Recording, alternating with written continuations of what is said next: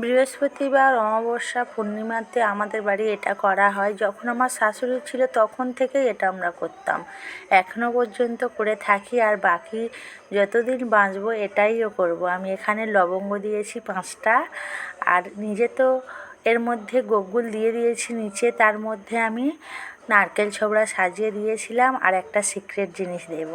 দেখুন বন্ধুরা, আমার মেয়ে তো রেডি হয়ে আছে, ঠাকুর ঘরে ঢুকলেই ওকে বাতাসা দিতে হবে। আর সেই বাতাসা আজকের আমি ধুনোর মধ্যে দেব। দিলে ধুনোটা খুব সুন্দর জ্বলবে আর আলাদা একটা সেন্ট পাওয়া যায়। সেই কারণে আমি তো জানতাম না, আমাদের বাড়িতে একটা ঠাকুরমশাই পুজো করতে এসেছিলো, তখনই বলেছিল আমাকে। আর সেই কারণে আমি এটা দিই। আর আজকের তো বৃহস্পতিবার, ওই জন্যে একটু সবর সন্ধ্যা দিয়েছি।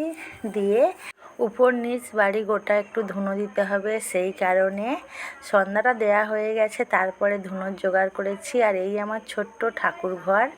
তেমনভাবে ঠাকুর ঘরটা আমি সাজাতে পারিনি। আর এখানে রাধাকৃষ্ণ তো আমার আছেই, আর আছে আমার গোপাল সোনা। আমি দেখাবো গোপাল সোনাকে যে আমরা নিত্য সেবা দিই।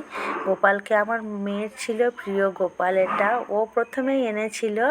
এবারে ঘরগুলোতে একটু ধুনো ভালো করে দিয়ে দিচ্ছি, কেননা ধুনো দিলে বলে অনেক অসুখ বিসুখও দূর হয়, তারপরে অনেক জীবাণু নষ্ট হয়। সেই কারণে আমাদের বাড়িতে বৃহস্পতিবার তো দিতেই হবে, তার মাঝে মাঝেও দিই। এবার ঘরগুলোতে দিচ্ছি। আর মেয়ে তো টিভি দেখছে, বাতাসাটা দিতে ও চলে এসেছে, এসে বসে বসে টিভি দেখছে। আর এই আমার শ্বশুরমশাইয়ের সামনেও একটু দিলাম। বাড়িঘর পুরোটাই আজকে ধুনো দেবো, ভালো করে দেবো, উপর নিচ সম্পূর্ণ। পুরো ব্লগটা দেখাতে পারছি না, কেননা আমাদের তো ঘর হয়েছে, উপরে এখন আলো দেয়া হয়নি, সেই কারণে। আর এই ধুনোটা আমার দেয়া হয়ে গেছে। এবারে ঠাকুর ঘরে এসেছি। এই হলো আমার গোপাল সোনা, আমার মেয়ে এটা এনেছিল, আমরা নিত্য সেবা দিই। আর এবারে এই গোপাল সোনাকে এই বিছানার মধ্যে ঘুম পাড়িয়ে দেবো। ছোট্ট ব্লগটা কেমন হয়েছে বন্ধুরা কমেন্টে জানিও। রাধে রাধে।